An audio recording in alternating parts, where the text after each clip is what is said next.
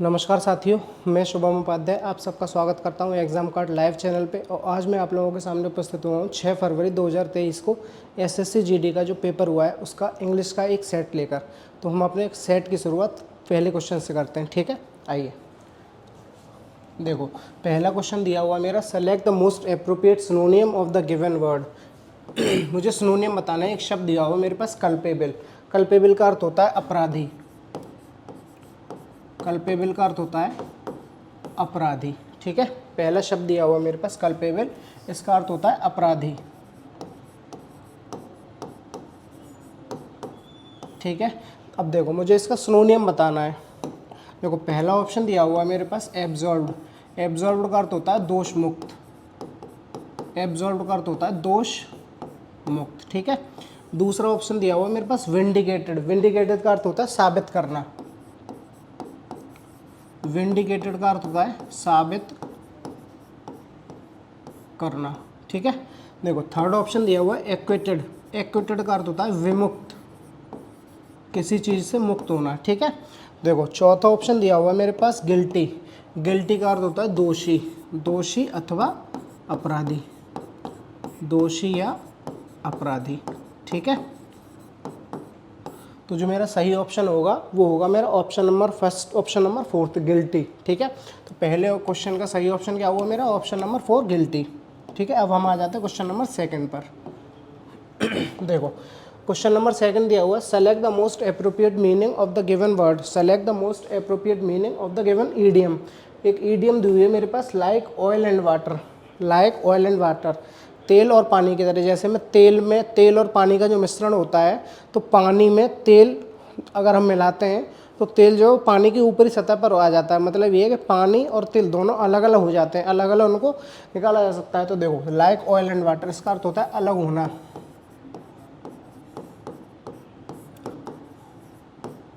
अलग होना, ठीक है। तो देखो, पहला ऑप्शन दिया हुआ है मेरे पास, पहला ऑप्शन दिया हुआ है two people who are similar to each other. दो ऐसे व्यक्ति जो आपस में समान हैं। Two people who are similar to each other, दो व्यक्ति जो आपस में समान हैं। थर्ड ऑप्शन दिया हुआ है मेरे पास two people who like to work with each other. दो ऐसे व्यक्ति जो आपस में साथ काम करना पसंद करते हैं। Two people who like each other, दो ऐसे व्यक्ति जो एक दूसरे को पसंद करते हैं, है ना। तो मेरा ऑप्शन था like oil and water. Like oil and water, इसका अर्थ होता है अलग होना। तो देखो, सेकंड ऑप्शन दिया हुआ मेरे पास two people who are different from each other. दो ऐसे व्यक्ति जो आपस में बिल्कुल भिन्न हैं, दो आपस में अलग हैं, ठीक है। तो सही ऑप्शन कौन सा हुआ मेरा, ऑप्शन क्वेश्चन नंबर 2 का, क्वेश्चन नंबर 2 का सही ऑप्शन हुआ मेरा option number 2, two people who are different from each other, ठीक है। तो अब हम आ जाते हैं अपने क्वेश्चन नंबर 3 पर। देखो, अब मुझे बताना है select the incorrectly spelled word. अब इसमें एक शब्द इनकरेक्ट करके दिया हुआ है मुझे, जिसकी स्पेलिंग सही करके मुझे बतानी है। तो देखो, पहला शब्द दिया हुआ है रिब्रेवेशन। इसका अर्थ होता है प्रतिध्वनि। इसका क्या अर्थ होता है, इसका अर्थ होता है प्रतिध्वनि, ठीक है। देखो, थर्ड ऑप्शन दिया हुआ है मेरे पास हेल्यूसिनेशन। हेल्यूसिनेशन, इसका अर्थ होता है माया।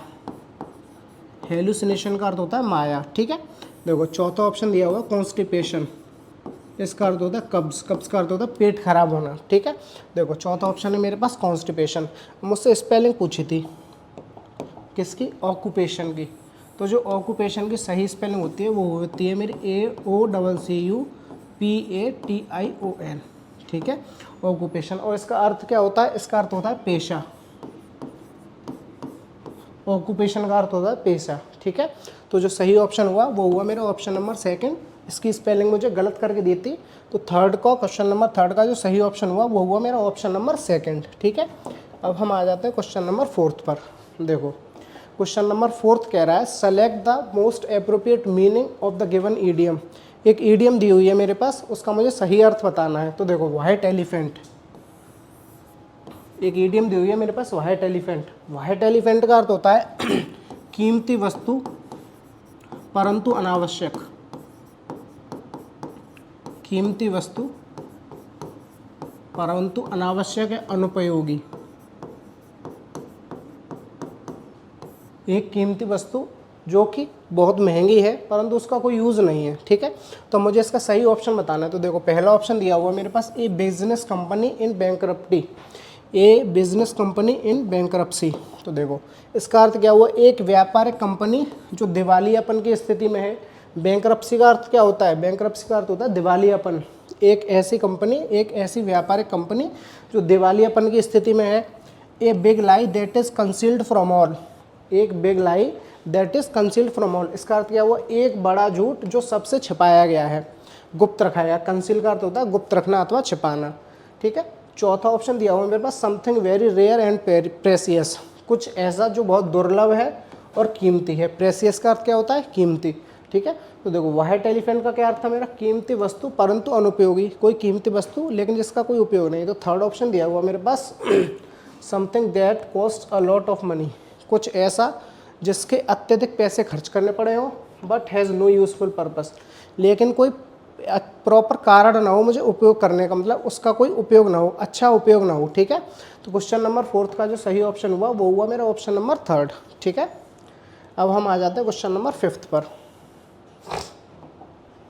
क्वेश्चन नंबर 5 दिया हुआ मेरे पास, select the most appropriate synonym of the given word to fill in the blank in the sentence. ठीक है, एक शब्द दिया हुआ है, मुझे उसका सिनोनिम बताना। तो देखो डिसीव, डिसीव, एक शब्द दिया हुआ है डिसीव। डिसीव का क्या अर्थ होता है, डिसीव का अर्थ होता है धोखा देना, धोखा देना। ठीक है, डिसीव का अर्थ होता है मेरा धोखा देना। तो देखो माई मदर सेड, मेरी माँ ने कहा, don't fill in the blank yourself. आदि, pay attention to your study. आदि, अपनी शिक्षा पर ध्यान दो, पढ़ाई लिखाई पर ध्यान दो। तो देखो पहला ऑप्शन दिया हुआ शाइन।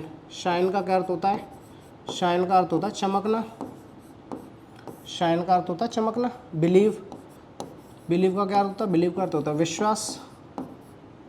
हैंडल, इसका अर्थ क्या होता है, नियंत्रित करना, नियंत्रित करना। ठीक है, तो देखो चौथा ऑप्शन दिया हुआ मेरे पास ट्रिक। ट्रिक, ट्रिक का अर्थ होता है छल, ट्रिक का अर्थ होता है छल, छल कपट। ठीक है, तो जो मेरा सही ऑप्शन हुआ वो हुआ मेरा option number 4 trick. Trick, deceive का अर्थ क्या होता है, धोखा देना अथवा अंधेरे में रखना। तो मुझसे इसी का सिनोनिम पूछा था, मेरी माँ ने कहा डोंट ट्रिक योर सेल्फ, अपने आप को धोखा मत दो या अपने आप से छल मत करो। Pay attention to your study, अपनी पढ़ाई पर फोकस करो, अपनी पढ़ाई पर ध्यान दो। ठीक है, क्वेश्चन मेरा नंबर 5 का जो सही ऑप्शन हुआ मेरा वो हुआ और ऑप्शन नंबर 4 ट्रिक। ठीक है, अब हम आ जाते हैं क्वेश्चन नंबर 6 पर। देखो क्वेश्चन नंबर 6 दिया हुआ मेरा, select the most appropriate antonym of the given word. एक शब्द दिया हुआ मुझे जिसका मुझे विपरीत बताना है, एंटोनियम बताना है। ठीक है, तो देखो पहला ऑप्शन दिया हुआ मेरे पास मैंडेटरी। मैंडेटरी का अर्थ होता है अनिवार्य, मैंडेटरी का अर्थ होता है अनिवार्य। ठीक है, मैंडेटरी का अर्थ होता है अनिवार्य। देखो ऑप्शन सेकंड दिया हुआ मेरे पास अनअवॉइडेबल। अनअवॉइडेबल, इसका भी अर्थ होता है अनिवार्य। ठीक है, चौथा ऑप्शन दिया हुआ मेरे पास इम्परेटिव। इम्परेटिव, इसका भी अर्थ होता है अनिवार्य। तो मैंडेटरी, अनअवॉइडेबल और इम्परेटिव, ये मेरे तीनों सिनोनियम हुए हैं ना। देखो चौथा ऑप्शन दिया हुआ मेरे पास रिक्विसाइट। रिक्विसाइट, इसका अर्थ होता है मांग। रिक्विसाइट का अर्थ होता है मांग। ठीक है, तो मेरा जो सही ऑप्शन होगा वो होगा option number first, that is optional. Optional का अर्थ क्या होता है, ऑप्शनल का अर्थ होता है वैकल्पीय।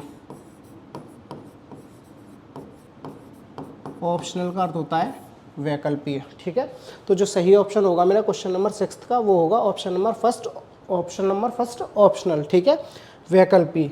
अब हम आ जाते हैं क्वेश्चन नंबर 7 पर। देखो select the most appropriate antonym of the given word. एक शब्द दिया हुआ है मुझे जिसका मुझे एंटोनियम बताना है। ठीक है, तो अब देखो एबोलिश। एबोलिश का क्या अर्थ होता है मेरा, एबोलिश का अर्थ होता है समाप्त करना। एबोलिश का अर्थ होता है समाप्त करना। ठीक है, अब देखो पहला ऑप्शन क्या दिया हुआ है मेरे पास, पहला ऑप्शन दिया हुआ मेरे पास पॉन्टिफिकेट। इसका अर्थ होता है प्रधान पादरी। पॉन्टिफिकेट का अर्थ होता है प्रधान पादरी। ठीक है, पॉन्टिफिकेट का अर्थ होता है प्रधान पादरी। रिवरबेट, इसका अर्थ होता है गूंज, आवाज़ जो गूंजती है ना वो वाली गूंज। रिवरबेट का अर्थ होता है गूंज। चौथा ऑप्शन दिया हुआ है इरेडिकेट। इरेडिकेट का अर्थ होता है उन्मूलन करना। एरेडिकेट का अर्थ होता है उन्मूलन करना, ठीक है। अब देखो मैं उससे सिनोनियम पूछा और एंटोनियम पूछा था किसका, एबोलिश का। एबोलिश का अर्थ होता है समाप्त करना। तीसरा ऑप्शन दिया हुआ है मेरे पास कंस्ट्रक्ट। कंस्ट्रक्ट का क्या अर्थ होता है, कंस्ट्रक्ट का अर्थ होता है निर्माण करना। कंस्ट्रक्ट का अर्थ होता है निर्माण करना। तो जो मेरा क्वेश्चन नंबर 7 का सही ऑप्शन हुआ वो हुआ मेरा ऑप्शन नंबर 3 कंस्ट्रक्ट, ठीक है। अब हम आ जाते हैं क्वेश्चन नंबर 8 पर। देखो क्वेश्चन नंबर 8 क्या कह रहा है। क्वेश्चन नंबर 8 कह रहा है there was a big hole in the wall. दीवार में एक बहुत बड़ा छेद था।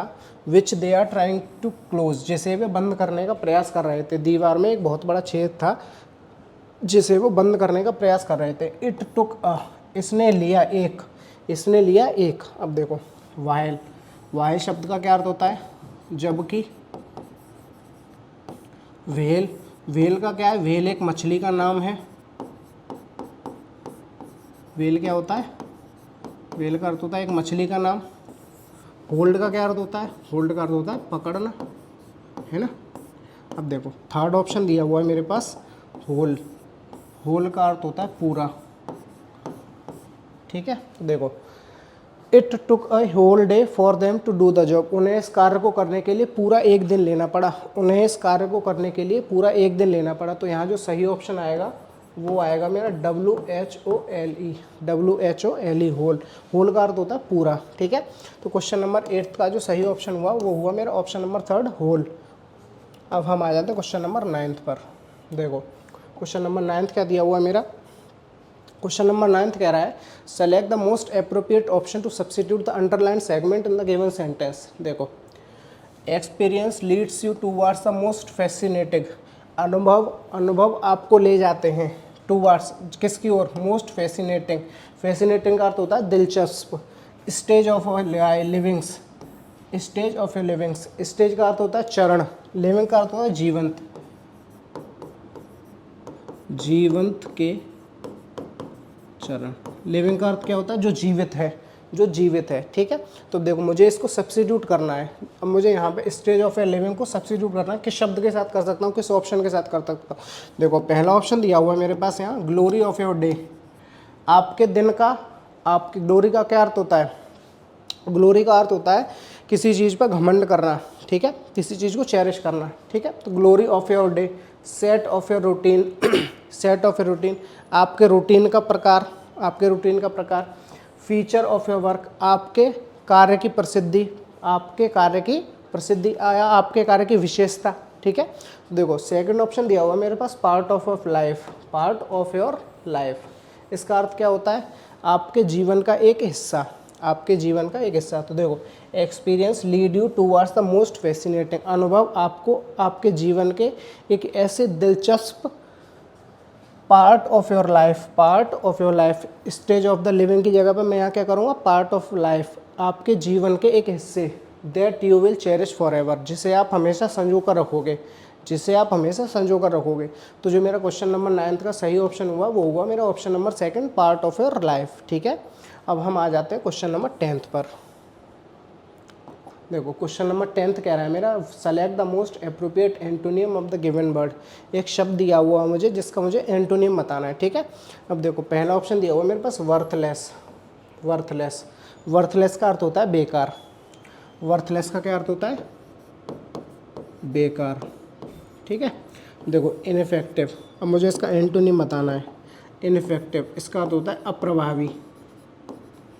इनइफेक्टिव का अर्थ होता है अप्रभावी, ठीक है। अब देखो इंसल्ट, इंसल्ट का क्या अर्थ होता है, बेइज्जत करना। इंसल्ट का अर्थ होता है बेइज्जत करना। चौथा ऑप्शन दिया हुआ है काइंड। काइंड का क्या अर्थ होता है, दयालु, ठीक है। अब देखो वर्थलेस का क्या अर्थ था मेरा, बेकार। सेकंड ऑप्शन दिया हुआ मेरे पास प्रोडक्टिव। प्रोडक्टिव, प्रोडक्टिव का अर्थ होता है उपजाऊ अथवा कामीदा, उपजाऊ अथवा कामीदा, अर्थात जो काम करने के लिए उत्सुक रहता है। तो प्रोडक्टिव का जो अर्थ होता है वो होता है उपजाऊ अथवा कामीदा। तो बेकार का एंटोनियम जो होगा वो होगा मेरा option number 2, option number 2 productive, ठीक है। अब हम आ जाते हैं अपने क्वेश्चन नंबर 11 पर।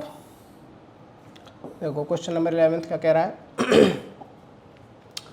Select the most appropriate option that can substitute the underline segment in the given sentence. ठीक है, if there is no need to substitute it, select no substitution required. ठीक है, अब देखो, Nalini was not satisfy with her birthday dress. Nalini अपने birthday dress पे, उसके birthday पर जो ड्रेस मिली थी उससे सेटिस्फाई नहीं थी, बट शी वोर इट एनीवे, लेकिन फिर भी उसने कैसे भी उसे पहन लिया। शी वोर इट एनीवे, तो वोर देखो पास्ट इंडेफिनिट अथवा सिंपल पास्ट।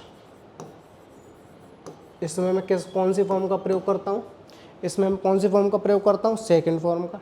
तो यहाँ तो सही है ये। यहाँ देखो, अब Nalini was not satisfy, satisfy का अर्थ क्या हुआ, पहली फॉर्म का प्रयोग किया है मैंने, संतुष्ट नहीं है। तो अब देखो, नलिनी वाज नॉट सेटिस्फाई, तो यहाँ जो करेक्शन होगा वो होगा मेरा Nalini was not satisfied with her birthday dress. Nalini अपने बर्थडे की जो ड्रेस थी उससे सेटिस्फाई नहीं थी, संतुष्ट नहीं थी, बट शी वोर इट एनीवे, लेकिन फिर भी उसने कैसे भी करके उसको पहन लिया। ठीक है, तो क्वेश्चन नंबर 11 का जो सही ऑप्शन होगा वो होगा मेरा ऑप्शन नंबर सेकंड। अब देखो, एक एक क्वेश्चन और देख लेते हैं, हम सारे ऑप्शन देख लेते हैं। पहला ऑप्शन दिया Nalini was not satisfied for her birthday dress. अब अपने for her birthday dress, for का अर्थ क्या होता है, के लिए। ठीक है, तो देखो ये ऑप्शन मेरा गलत हो गया, यहाँ इसने प्रीपोजिशन फॉर का प्रयोग कर दिया है। देखो, बाई का क्या अर्थ होता है, के द्वारा। Nalini was not satisfied by her birthday dress, अपने बर्थडे ड्रेस के द्वारा। ठीक है, तो जो सही ऑप्शन होगा वो होगा मेरा ऑप्शन नंबर फर्स्ट, वो sorry option number second, Nalini was not satisfied with her birthday dress. ठीक है, अब हम आ जाते हैं क्वेश्चन नंबर 12 पर। देखो, क्वेश्चन नंबर 12 का कह रहा है, क्वेश्चन नंबर 12 है मेरा, the captain feels very proudly as his team has won the match. Captain feels very proud,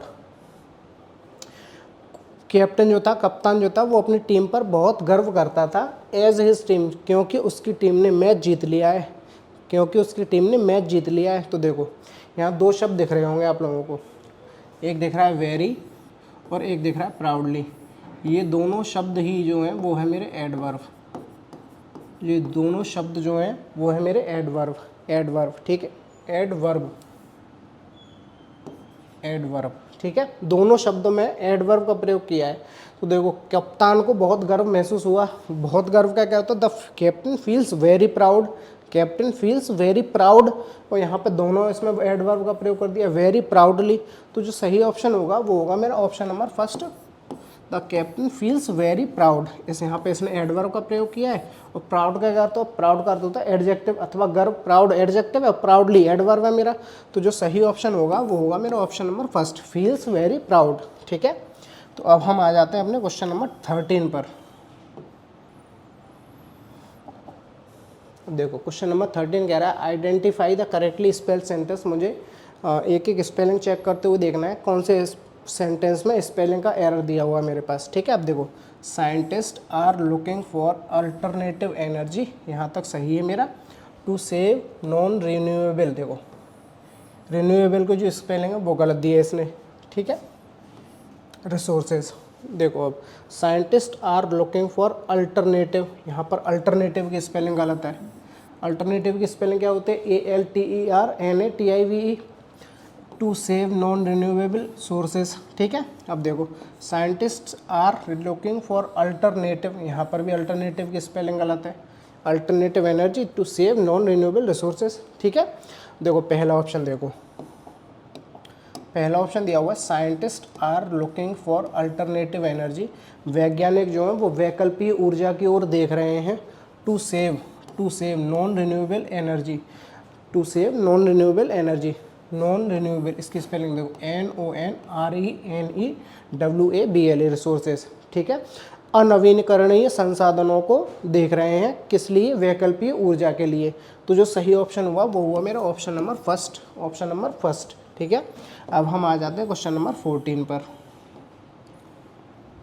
देखो, क्वेश्चन नंबर 14 क्या कह रहा है, select the most appropriate synonym of the underline word in the given sentence. एक शब्द दिया हुआ शब्द दिया हुआ है अंडरलाइन करके, इसका मुझे सिनोनिम बताना है। तो देखो, द नोवेलिस्ट, उपन्यासकार जो था, डेपिक्टेड, डेपिक्टेड का अर्थ होता है चित्रित करना, डेपिक्टेड का अर्थ होता है चित्रित करना। ठीक है, डेपिक्टेड का अर्थ होता है चित्रित करना। अब देखो, the novelist depicted the moral decay, decay का अर्थ होता है क्षय होना, क्षय होना या कमी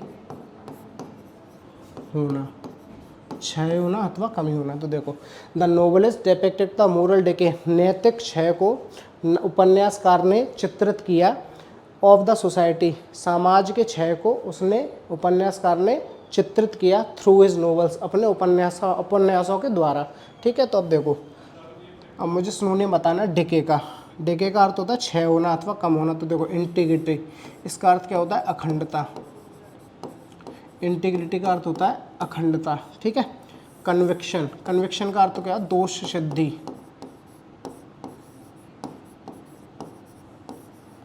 कन्विक्शन, कन्विक्शन का अर्थ क्या होता है? दोष सिद्धि। इंडिजिनेशन, इंडिजिनेशन का अर्थ होता है आरोपण, इंडिजिनेशन का अर्थ होता है आरोपण, इंडिजिनेशन का अर्थ होता है आरोपण। ठीक है, तो अब देखो, मुझे डिके का अर्थ बताना था, डिके का अर्थ होता है मेरा क्षय होना। अब जो सही ऑप्शन होगा वो होगा मेरा ऑप्शन नंबर 4, डी जनरेशन, इसका अर्थ होता है कमी होना, डी जनरेशन, इसका अर्थ होता है कमी होना, डी जनरेशन का अर्थ होता है कमी होना। ठीक है, तो क्वेश्चन नंबर 14 का जो सही ऑप्शन हुआ वो हुआ मेरा ऑप्शन नंबर 4, तो डी जनरेशन। ठीक है, अब हम आ जाते हैं अपने क्वेश्चन नंबर 15 पर। देखो, क्वेश्चन नंबर 15 कह रहा है, part of the following sentences have been given as options. ठीक है, select the option that contains error. अब मुझे एक सेंटेंस के 4 भाग करके इसने दे दिए हैं, उनमें से किस भाग में गलती है अथवा एरर वो बताना है मुझे। ठीक है, तो अब देखो, the office tomorrow to, Sam shall went to the office tomorrow, Sam जो है वो कल ऑफिस जाएगा, to get back his original documents, अपने ओरिजिनल कागजात लेने के लिए, lying with the staff, staff से झूठ बोलकर, स्टाफ से झूठ बोलकर। ठीक है, तो अब देखो, सैम शेल वेंट, जब भी मैं फ्यूचर इंडेफिनिट की बात करता हूँ तो फ्यूचर इंडेफिनिट में विल शेल के साथ मैं वर्ब की फर्स्ट फॉर्म का प्रयोग करता हूँ, फ्यूचर इंडेफिनिट में विल शेल के साथ वर्ब की फर्स्ट फॉर्म का प्रयोग करता हूँ। तो इसने क्या किया है? देखो, सैम शेल वेंट, वेंट इसने सेकंड फॉर्म प्रयोग कर दिया, और सेकंड फॉर्म का प्रयोग पूरे इंग्लिश ग्रामर में अथवा टेंस में मेरा केवल एक ही जगह होता है, पास्ट इंडेफिनिट में। तो देखो, यहाँ वेंट की जगह पे मैं यहाँ करूँगा Sam shall go, Sam shall go to office, Sam shall go to office. और यहाँ पर सैम के साथ शेल का प्रयोग क्यों किया गया? क्योंकि ये तो नाम है एक, लेकिन सैम के साथ शेल का प्रयोग इसलिए किया गया है क्योंकि वो किसी बात पर जोर देकर वो निश्चित ही कह रहा है कि सैम कल जरूर ऑफिस जाएगा, सैम कल जरूर ऑफिस जाएगा, to get his original documents back, अपने ओरिजिनल डॉक्यूमेंट को वापस लेने के लिए। तो जो सही ऑप्शन होगा वो होगा मेरा ऑप्शन नंबर 2। ठीक है, अब हम आ जाते हैं क्वेश्चन नंबर 16 पर। अब देखो, amidst all the chaos and sufferings caused by the pandemic. देखो, एक शब्द दिया हुआ मेरे पास एमिट्स्ट,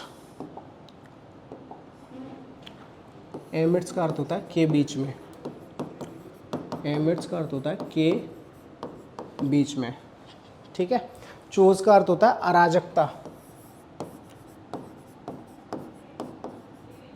अराजकता अथवा अव्यवस्था, suffering caused by the pandemic. अब देखो, अराजकता तथा पीड़ित होने के बीच, पेंडेमिक के द्वारा हुई अराजकता और समस्या के बीच there are some positive stories, there are some positive stories, कुछ ऐसी सकारात्मक कहानियां हैं किसकी?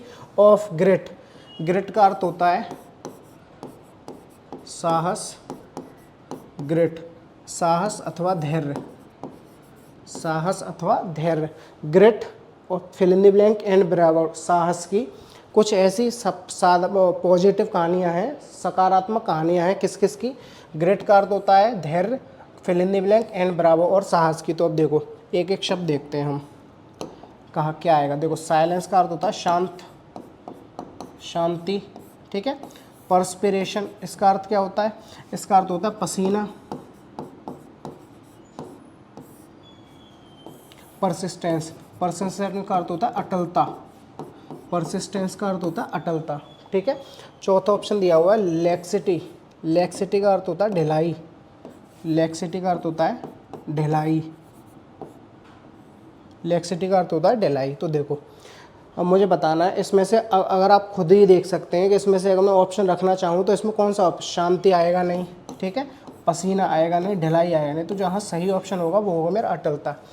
इतनी सफरिंग पेंडेमिक जो कोविड-19 पेंडेमिक आया था उसके कारण हुई अराजकता, उन सब के बीच में there are some positive story, कुछ ऐसी सकारात्मक कहानियाँ किस किस की, धैर्य की, अटलता की और साहस की। धैर्य, अटलता और साहस की कुछ सकारात्मक कहानियाँ हैं।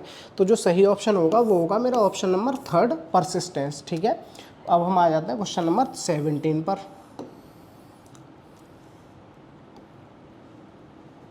देखो क्वेश्चन नंबर 17 क्या कह रहा है, some businesses understood the needs of time, कुछ व्यापार ऐसे थे जिन्होंने समय की आवश्यकता को समझा, जिन्होंने समय की आवश्यकता को समझा।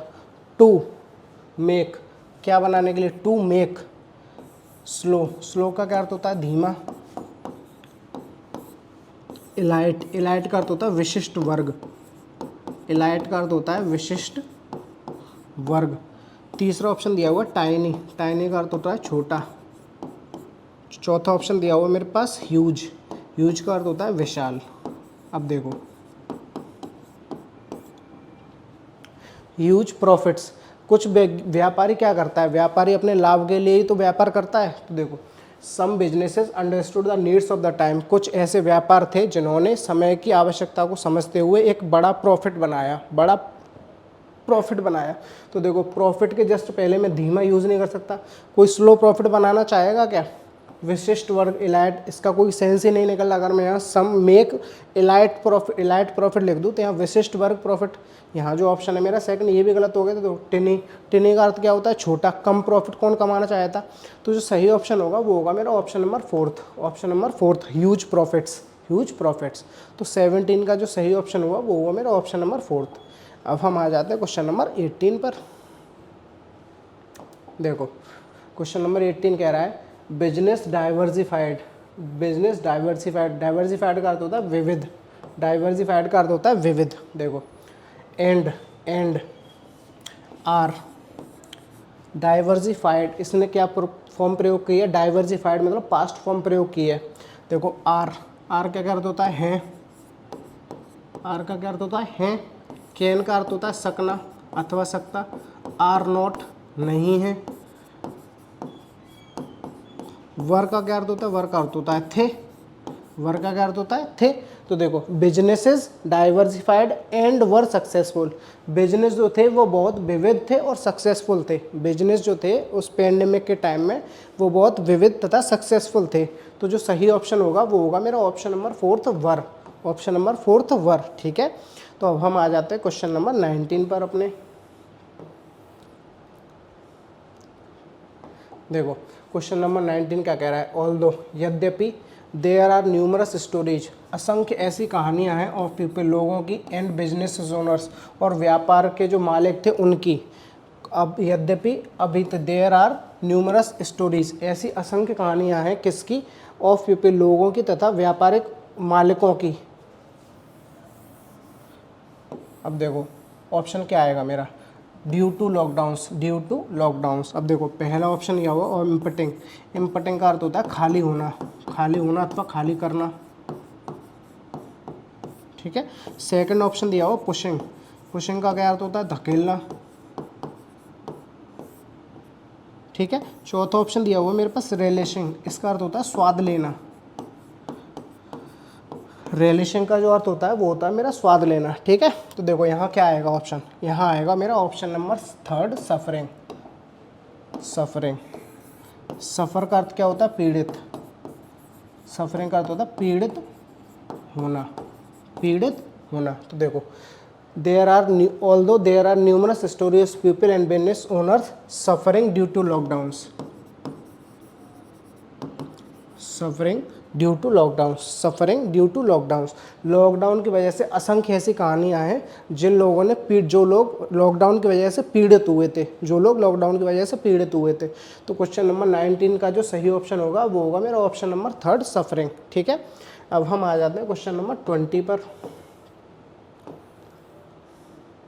देखो क्वेश्चन नंबर 20 का कह रहा है मेरा, क्वेश्चन नंबर 20 कह रहा है this small percentage of success stories, सफलता जी की जो कम प्रतिशत की ऐसी कहानियाँ हैं, दिस स्मॉल परसेंटेज, सफलता की जो कम प्रतिशत वाली कहानियाँ हैं, इस लाइक ऐसी हैं, the light at the end of the light at the end of the, अब देखो जैसे कि प्रकाश होता है किसके अंत में, जैसे कि प्रकाश होता है किसके अंत में, अब देखो कर्नल, कर्नल का अर्थ होता है चोटी,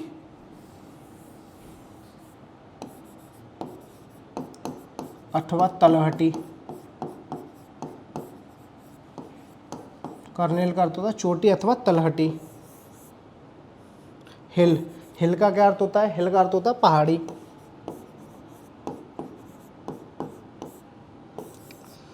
रोप का क्या अर्थ होता है, रोप का अर्थ होता है रस्सी।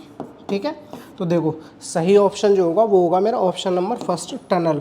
टनल का क्या अर्थ होता है, टनल का अर्थ होता है सुरंग, टनल का अर्थ होता है सुरंग। जैसे कि सुरंग के अंत में अंधेरा होता है, जैसे सुरंग के अंत में प्रकाश होता है। ठीक है, is like the light at the end of the tunnel, जैसे कि सुरंग के अंत में प्रकाश होता है। तो जो क्वेश्चन नंबर 20 का जो सही ऑप्शन होगा वो होगा मेरा ऑप्शन नंबर फर्स्ट, टनल। ठीक है, अब देखो, ठीक है, तो फिर ये हमारा सेट यहीं कंप्लीट हुआ। 1 मिनट और जुड़े रहिए साथियों, मैं आज आपसे एक बुक के बारे में डिस्कस करने जा रहा हूँ।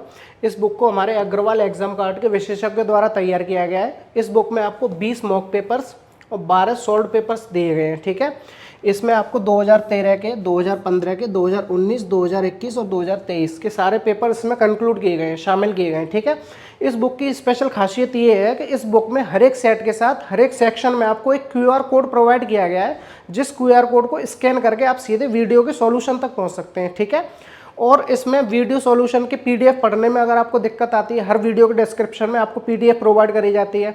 उस PDF को पढ़ने में अगर आपको दिक्कत आती है तो आप ये बुक जरूर परचेज करें, ये आपके लिए बहुत फायदेमंद रहेगी। ठीक है, ऐसे ही हमारे टेलीग्राम चैनल के साथ जुड़े रहिए और इस चैनल को लाइक, शेयर, सब्सक्राइब भी जरूर करिए। ठीक है, बहुत बहुत शुक्रिया आपका, थैंक यू सो मच।